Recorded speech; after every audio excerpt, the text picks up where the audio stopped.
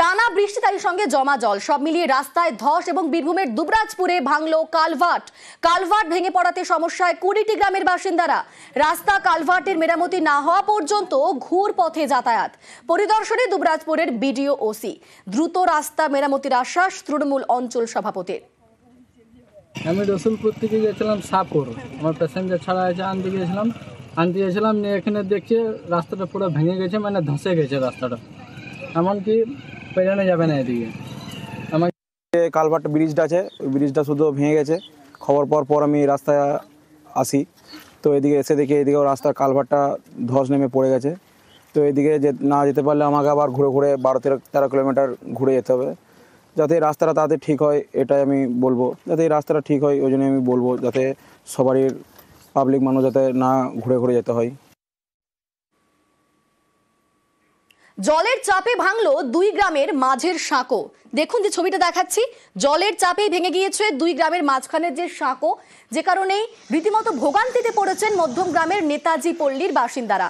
সাঁকো ভেসে যাওয়াতে বিচ্ছিন্ন যোগাযোগ, লাগাতার বৃষ্টিতে জলমগ্ন বিস্তীর্ণ এলাকা, জলবন্দী কয়েক হাজার মানুষ। বাঁশ দিয়ে সাঁকো তৈরির উদ্যোগ বাসিন্দাদের।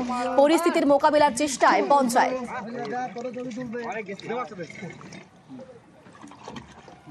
পরিস্থিতি খুব খারাপ, আমাদের এই এলাকায় আমরা বসবাস করতে পারছি না, জলে একাকার হয়ে যাচ্ছে, ভেঙে চুরে যাচ্ছে। পারাপারের জন্য আমাদের এই জন্য আমরা খাটাখাটি করছি। ওইদিকে জল সব এদিকে চাপ দিচ্ছে, এদিকে সব আশেপাশে ঘর সব জলের মধ্যে আছে। 4-5টা পরিবার ওদিকেও আছে, তারপরে ওদিকেও আছে, সবাই স্কুল মাঠে ঠাই নিয়েছে বাচ্চা কাচ্চা নিয়ে, কারণ ঘরে অনেক জলে ডুবে গেছে সব জায়গা, ঘরেও জল উঠে গেছিল। ড্রেনগুলো তো সব ছোট জল ঠিকঠাক যাচ্ছে না, সমস্যা হচ্ছে ওইখানটায়। হাইড্রেনটা পরিষ্কার না হওয়া এবং জলটা পুরো না যেতে পারে, সেই জলটা রিটার্ন করছে এখানে। এবার যে জলের প্রেশার, এই প্রেশারটা রাখতে না পেরে রাত্রেবেলায় হট করে আমাদের রাস্তাটা ভেঙে অন্য এরিয়ায় জলটা ঢুকে গেছে। ইতিমধ্যে আমরা সব জায়গায় সব এলাকায় গেছি, যে আমরা ব্যবস্থা করছি কি করে মানুষকে আমরা সুরক্ষা দিতে পারি। প্লাবন পরিস্থিতি পরিদর্শনের মাঝেই বাঙালি আবেগের শান। ঘাটাল যাওয়ার পথে বাংলা ভাষা নিয়ে সুর চড়ালেন মমতা বন্দ্যোপাধ্যায়। গেলেন বিদ্যাসাগরের গ্রামেও। এই বাংলা ভাষা নিয়ে এখন বাংলার রাজনীতি গরম। বলে দিয়েছেন বাংলা মানে কোনো ভাষাই নেই, আরে বাংলা ছাড়া ভারত হয় না পৃথিবী হয়। আমাদের ভাষাকে নিয়ে কেউ খেলবার চেষ্টা করবেন না, অসম্মান করারও চেষ্টা করবেন না। বাংলাকে বাংলাদেশি ভাষা বলে উল্লেখ করেছে কেন্দ্রের অধীনে থাকা দিল্লি পুলিশ। দিল্লি পুলিশের পাশে দাঁড়িয়ে বাংলা ভাষার ব্যাখ্যা দিয়েছেন বিজেপির আইটি সেলের প্রধান অমিত মালব্য। এর বিতর্ক আরো বেড়েছে। মঙ্গলবার ঘাটাল যাওয়ার পথে কামারপুকুরে নিয়ে সুর চড়ান মমতা বন্দ্যোপাধ্যায়। স্বামীজি কি বলেছিলেন? Unity is strength. তিনি কোন ভাষায় কথা বলতেন? বাংলা ভাষায়। কারা গুলিয়ে দিচ্ছেন আর বলে দিচ্ছেন বাংলা মানে কোনো ভাষাই নেই, আরে বাংলা ছাড়া ভারত হয় না পৃথিবী হয়। জাতীয় সঙ্গীতের ভাষা রবীন্দ্রনাথ ঠাকুর, বন্দে মাতরম বঙ্কিমচন্দ্র চট্টোপাধ্যায়, হিন্দু পথপ্রদর্শক রামকৃষ্ণ স্বামী বিবেকানন্দ, সারদামা, সমাজ সংস্কারক ঈশ্বরচন্দ্র বিদ্যাসাগর, রাজা রামমোহন রায়। নতুন করে আমাদের শিখতে হবে না, ওখান থেকে যা শেখার আমরা শিখে নিয়েছি, আর একবার যা ব্রেনে নিয়ে নিয়েছি ওটা ড্রেনে যাবে না। আমাদের ভাষাকে নিয়ে কেউ খেলবার চেষ্টা করবেন না, অসম্মান করারও চেষ্টা করবেন না। দিল্লির বঙ্গভবনকে দেওয়া চিঠিতে বাংলা ভাষাকে বাংলাদেশি ভাষা হিসেবে উল্লেখ করেছে দিল্লি পুলিশের লোধি কলোনি থানা। এর প্রতিবাদে সুর চড়িয়ে রবিবার মমতা বন্দ্যোপাধ্যায় বলেন, ভারতের সংবিধান স্বীকৃত একটি ভাষাকে বাংলাদেশি ভাষা বলা হচ্ছে।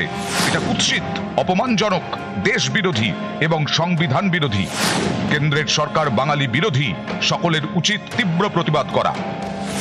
পাল্টা বিজেপির আইটি সেলের প্রধান অমিত মালব্য দাবি করেন, বাঙালিকে কেন্দ্রের বিরুদ্ধে রুখে দাঁড়ানোর ডাক দেওয়া দায়িত্ব জ্ঞানহীন আচরণ। ভাষাগত বিভেদ তৈরির চেষ্টা করছেন মমতা বন্দ্যোপাধ্যায়। এর জন্য তার বিরুদ্ধে জাতীয় নিরাপত্তা আইন অনুযায়ী ব্যবস্থা নেওয়া উচিত। এদিন ঘাটাল পৌঁছে কড়া জবাব দেন বাংলার মুখ্যমন্ত্রী। বাংলা ভাষারই নাকি কোনো অস্তিত্ব নাই, বাংলা বলে কোনো ভাষা নেই। আবার বলছি টুইট করে আমি কেন বলেছি তাই আমাকে ন্যাশনাল সিকিউরিটি অ্যাক্টে অ্যারেস্ট করা উচিত। আমি যা ইচ্ছে করে আমি বলবই। প্লাবন পরিস্থিতিতে বিভিন্ন জেলায় দুর্ভোগ। পরিস্থিতি খতিয়ে দেখতে জেলা সফরে বেরিয়েছেন মুখ্যমন্ত্রী। হুগলি হয়ে পশ্চিম মেদিনীপুর, সেই সফরের মাঝেই বাঙালি আবেগের শান।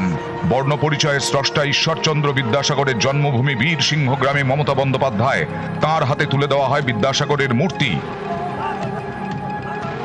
বাংলার বাইরে বাংলা বললেই হেনস্থা, বাংলাদেশি বলে দাগিয়ে দেওয়ার চেষ্টা। প্রতিবাদী ইতিমধ্যেই পথে নেমেছেন মমতা বন্দ্যোপাধ্যায়। বোলপুর থেকে ভাষা আন্দোলনের কর্মসূচি শুরু করেছেন। বুধবার ঝাড়গ্রামে বাংলা ভাষা নিয়ে মমতা বন্দ্যোপাধ্যায়ের মিছিল। বলে দিচ্ছেন বাংলা মানে কোনো ভাষাই নেই।